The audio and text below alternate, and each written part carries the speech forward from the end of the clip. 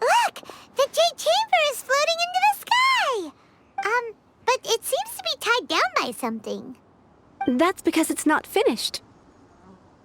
Hey, Bywin! And hey, Beto! And hey! Person Paimon doesn't know? Given the enormous scale of the Jade Chamber, we split the construction work into 2 phases to make sure the structure remains balanced. Before we find some suitable plastrite, we build the Jade Chamber's keel at ground level. Once the plastrite is ready, we place it into the keel and let the partially constructed Jade Chamber rise up to the height of the surrounding mountain peaks. The remainder of the construction work is then carried out at that altitude. Once everything is ready, we release the iron tethers and allow the Jade Chamber to rise to its target altitude. Miss Bywin, we've brought some new materials to submit. One moment, I'll be right there. The construction work has only been able to progress this rapidly thanks to the plastrite provided by you. Lady Ningguang is most grateful and looks forward to seeing more of your work. Wow, can't believe you sourced the plastrite so quickly. It's the key piece of the puzzle. Looks like you beat us to the punch. Beto? You're joining the Jade Chamber contest too? Sure am.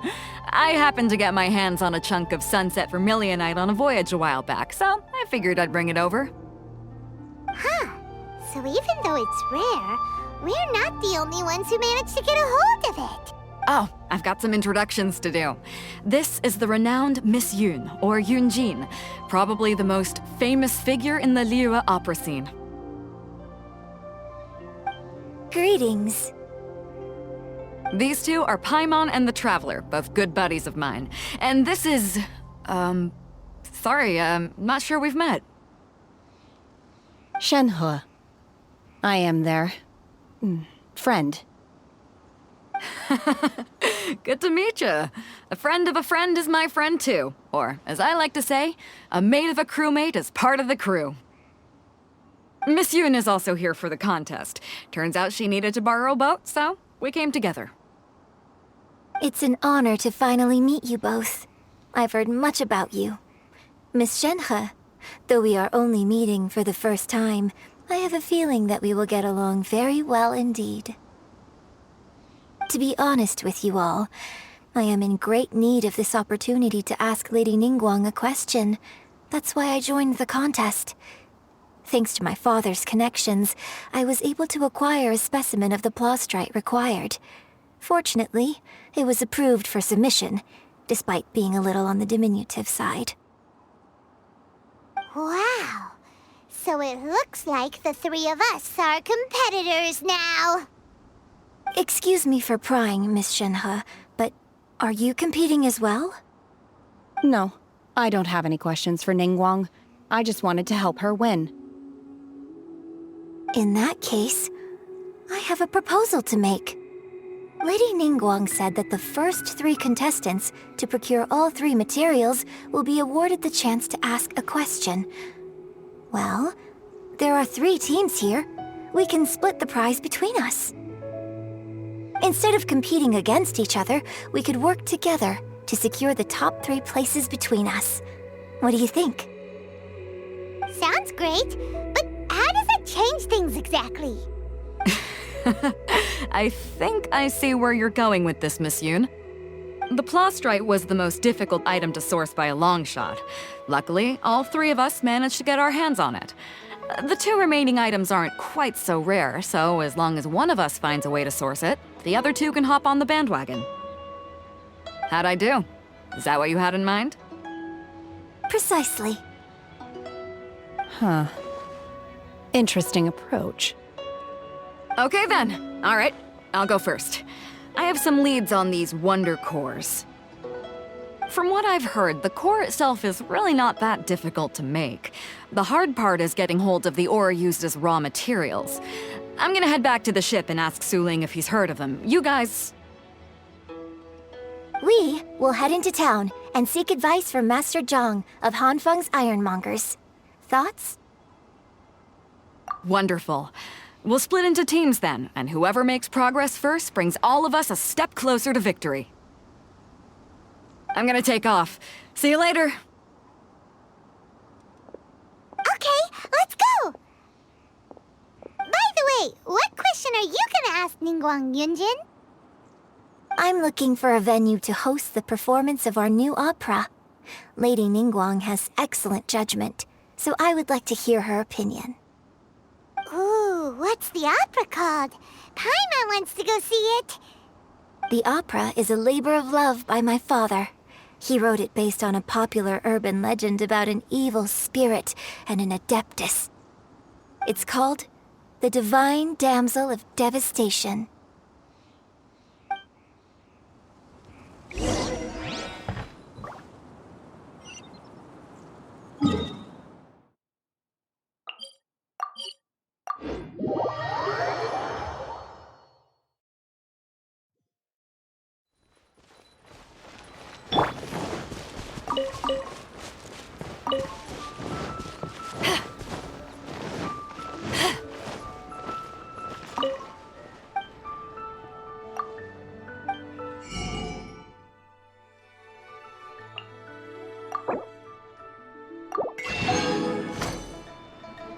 Real tiger fish. Hit it while it's hot.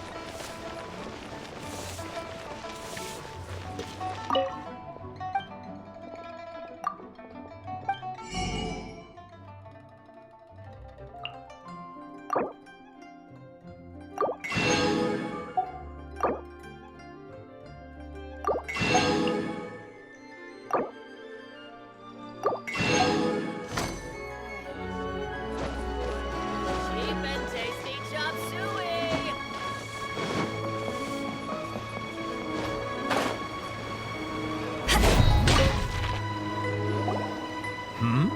Ah, hello. Are you here for something off the shelf, or do you need something forged? Excuse me, Master Zhang. We were wondering if you'd heard of something called a Wonder Core. Of course I have. Sorry, who's asking? My name is Yunjin. Perhaps you don't know me, but I believe that you forged some weaponry for my father in the past for stage use. Yunjin? Stage use? Oh, so you must be Miss Yun. Sorry, my brain's finally caught up. It's not used to doing much beyond bashing a hammer all day. Everyone's heard of you, Miss Yun. Even folks who don't make it to the opera all that often. Like myself. So, you're here to ask about wonder cores, huh? As it happens, I do know how to make them. Matter of fact, I made some for Lady Ningguang back when she was building the original Jade Chamber. The types of ore needed to make wonder cores are a little hard to come by. Lady Ningguang supplied them herself last time. I don't suppose you've brought any yourselves? No, we were gonna ask you what kinds of ore we need. Sure. Well, you'll need two kinds. Star Splinter Iron and Subrosium. If I remember correctly, Lady Ningguang sourced her Star Splinter Iron from the Mount Tianheng area. They say it resonates with visions. It could take some work, but if you stick with it, you'll find some eventually. As for the Subrosium, though, that's trickier. It's all but unheard of on the market. I'm really not sure. Sorry. What I've heard is that the people around Mount Tianheng have some sort of magic trick that can pinpoint the location of this stuff. Of course, it's probably just hearsay. If you want my advice, start by looking for Star Splinter Iron around Mount Tianheng. And if you run into any locals, ask them a few questions about Subrosium. Mount Tianheng. Interestingly enough, the story of the divine damsel of devastation also takes place on that mountain. I hear the view there is quite spectacular. A favorite destination of the Adepti, in fact. Perhaps it can give me some inspiration. Let's not delay. We should head straight there.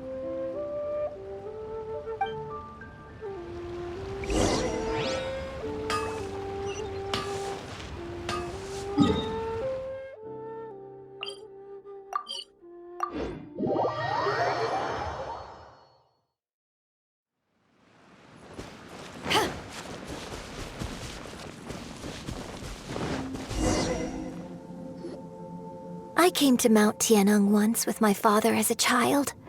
I remember it being such a long climb that I could barely feel my legs by the time we reached the top.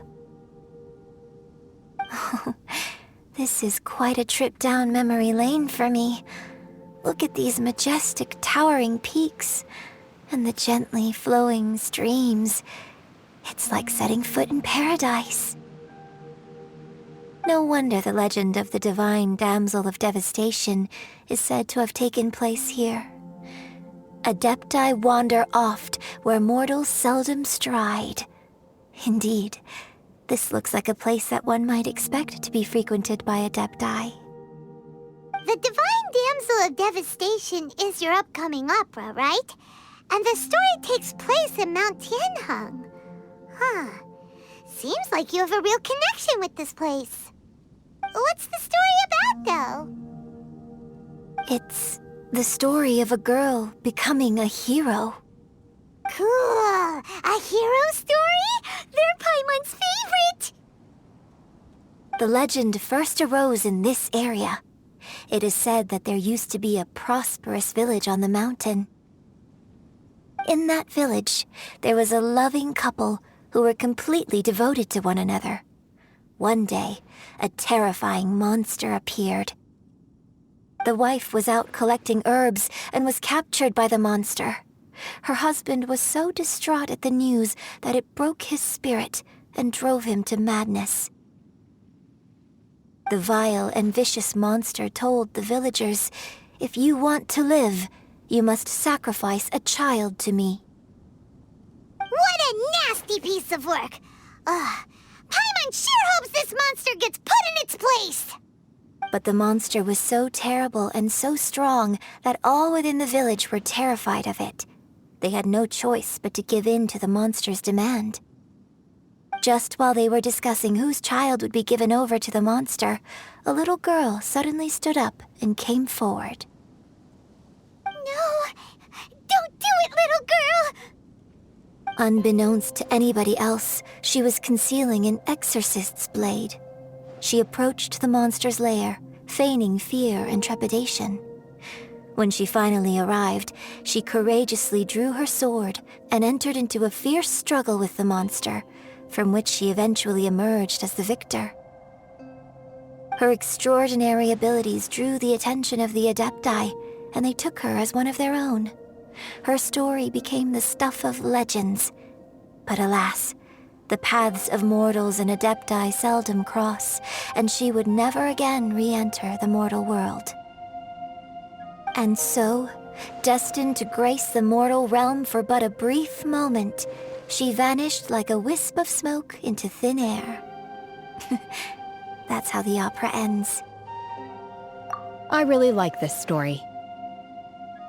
But I personally think that perhaps the little girl was not as brave as the opera makes her out to be. I'm not sure she deserves all the praise she is given. I've never considered that before. Opera is always an interpretation of the events it purports to portray. A certain degree of deviation from the truth is always inevitable. When my father wrote the script for this play, I suppose his intention was to inspire his audience with the character of the divine damsel. I think it's a great story. the ideal story. Well, it sure inspired Paimon! Let's go get ourselves some Star Splinter Iron! Yeah!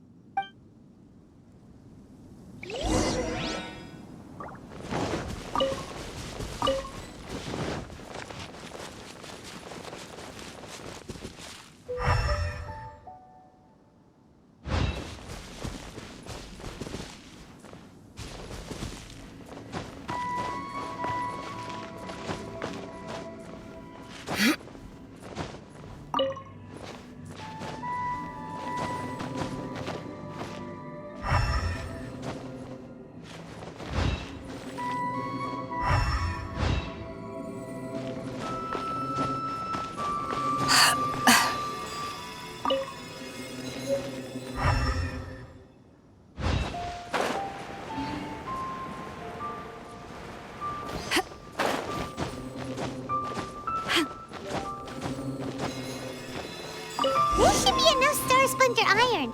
Now we just need to find that Subrosium. I think I saw a village on our way here. Master Zhang said we should ask the locals for help. Why don't we try there?